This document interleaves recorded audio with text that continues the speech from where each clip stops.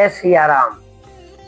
सनातन के 16 संस्कार, जिसमें आज हम आपको द्वितीय संस्कार के विषय में बताने जा रहे हैं।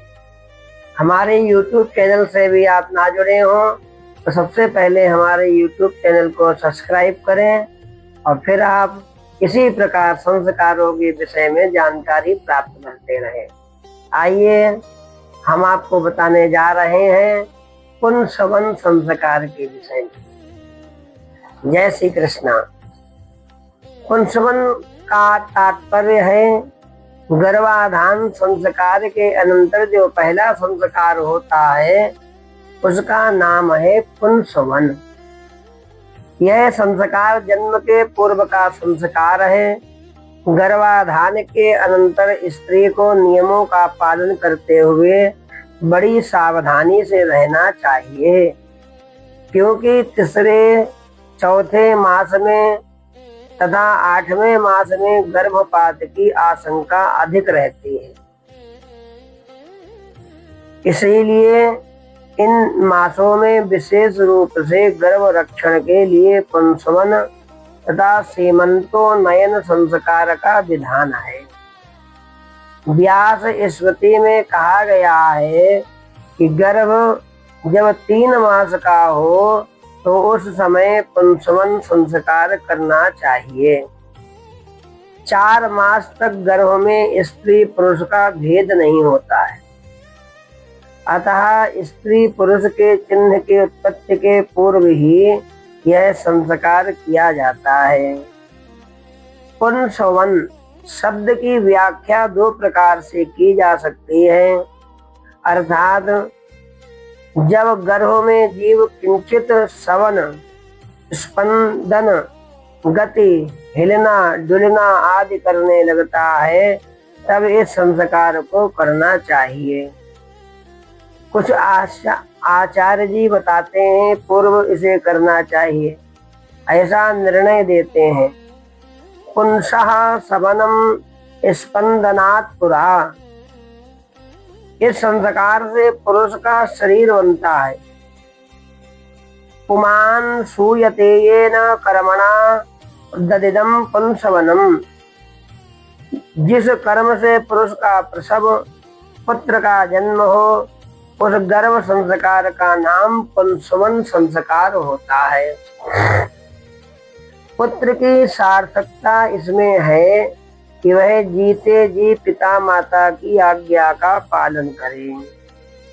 मरने पर छयाह तिथि को उनके निमित्त ब्राह्मण भोजन कराए और गया में जाकर पिंडदान करे। देवी भागवत में भगवान कहते हैं, जीवतो वाप्य करणात् छया है भूरि भोजनात् गयायां पिंडदानाश्च त्रिभिः पुत्रस्य पुत्रता। पुंसवन गर्भ संस्कार अथवा क्षेत्र संस्कार। पुंसवन संस्कार बालक के गर्भावस्था का है, अतः गर्भस्थ संस्कार होने के कारण प्रत्येक गर्भाव अवसर पर इसे करना चाहिए। यह धर्म सिंधु का मत है। आचार्य विज्ञानेश्वर इसे मातृ क्षेत्र का संस्कार मानते हैं, अतः वे पुंसवन तथा सीमंतोन्नयन को केवल एक बार करने के लिए बताते हैं। इन 2 संस्कारों को क्षेत्र संस्कार माना गया है, अतः इन्हें प्रथम बार ही करना चाहिए, प्रत्येक गर्भ में नहीं।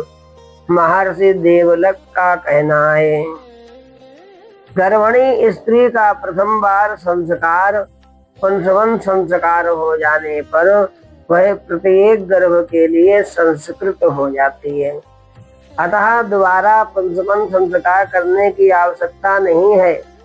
अपने देशाचार के अनुसार व्यवस्था समझनी चाहिए।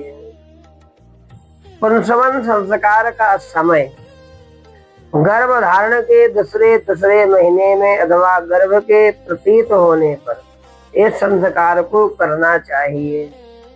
पुंसवन संस्कार यदि समय पर ना हो सके तो आगे होने वाले सीमंतोन्नयन संस्कार के साथ भी किया जा सकता है। वीर मित्रोदय में आचार्य शौनक का कहना है कि यदि तीसरे मास में गर्भ के चिन्ह प्रकट हो जाए तो तीसरे महीने में करना चाहिए, और यदि तीसरे मास में गर्भ व्यक्त ना हो तो चौथे मास में करना चाहिए। अनवलोभन कर्म को पंचवन संस्कार का उपांग कर्म भी कहते हैं। पंचमन संस्कार के अनंतर इसे भी कर लेना चाहिए। अनवलोभन कर्म का भी प्रायः वही उद्देश्य है जो पंचमन संस्कार का है। मुख्य रूप से गर्भ रक्षण हो, गर्भ च्युति ना हो तथा गर्भ पुष्ट हो, इस दृष्टि से यह कर्म किया जाता है। इसकी व्युत्पत्ति में कहा गया है कि जिस कर्म के द्वारा गर्भ नष्ट हो उसे अनवलोभन कहा गया है। इस कर्म को प्रायः पंचवन संस्कार का सहयोगी पूरक संस्कार कहा गया है, और यह भी चतुर्थ मास में जब चंद्रमा पुख्य आदि पुरुषवाची नक्षत्र में हो पंचवन संस्कार के साथ किया जाता है। इसमें विशेष विधि से श्वेत दूरवा रस का सेचन गर्भणी के दक्षिण नासा छिद्र में अंगूठे के अग्रभाग से किया जाता है, और पति द्वारा उसके हृदय का स्पर्श होता है। चरक तथा सुश्रुत आदि ने भी इसका विधान किया है। इसलिए गर्भणी नारी का पंचवन संस्कार अवश्य करना चाहिए। यह दूसरा संस्कार है सनातन का। पहला संस्कार क्या है? गर्भाधान संस्कार। द्वितीय संस्कार है पंचवन संस्कार। आप सभी लोग संस्कार अवश्य करें और लोगों को भी इसका उद्देश्य करें, बताएं उनको, हाँ भैया ये गर्भ धारण हो गया है, अब आपको पंचवन संस्कार अवश्य कराना चाहिए। जय सिया राम, हर हर महादेव। आप हमारे वीडियो से ना जुड़े हो तो हमारे वीडियो से जुड़िए, आगे इसको भेजिए। जय सीताराम।